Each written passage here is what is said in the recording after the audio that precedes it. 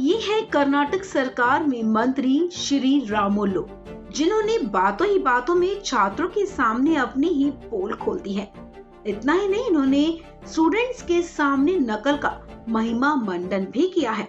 मंत्री जी ने छात्रों को बताया कि कैसे उन्हें नकल करने में महारत हासिल है और किस तरह से वो चीटिंग करके 10वीं की परीक्षा में पास हुए हैं।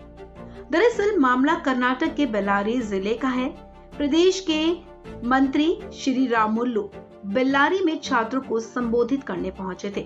इस दौरान उन्होंने कहा कि वो परीक्षा के दौरान नकल करने में चैंपियन रहे हैं। श्री रामुलु ने आगे कहा कि हर रोज ट्यूशन में सबके सामने उनकी बेइज्जती होती थी। उन्हें बताया जाता था कि वो कितने बेवकूफ हैं। उनके टीचर ने उनके 10वीं पास कर लेने पर भी हैरानी जताई थी। इसके बाद श्री रामुलु ने टीचर से कहा था कि उन्होंने नकल करके ही परीक्षा पास की है। श्री रामुलु ने टीचर से यहाँ तक कह दिया था कि उन्होंने परीक्षा में चीटिंग करने के सब्जेक्ट पर पीएचडी कर रखी है।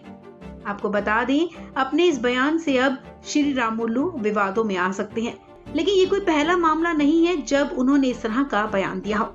आपको बता दें, कर्नाटक के परिवहन मंत्री श्री रामुलु ने कुछ दिन पहले अपनी ही सरकार के खिलाफ मोर्चा भी खोल दिया था।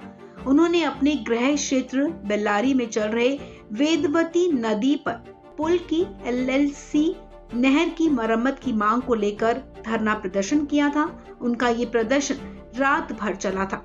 मंत्री जी ने कहा था कि वो रात भर इसलिए वहां ठहरे हैं जिससे कि वो खुद वहां चल रहे काम का निरीक्षण कर सके। उन्होंने ये भी कहा था कि जब तक काम पूरा नहीं होगा वो वहीं बैठकर काम को देखेंगे। कर्नाटक के परिवहन मंत्री के इस एक्शन ने कांग्रेस को राज्य की बीजेपी सरकार पर हमला करने का मौका दे दिया। विपक्ष ने बिना मौका गवाए बीजेपी पर हमला कर दिया था।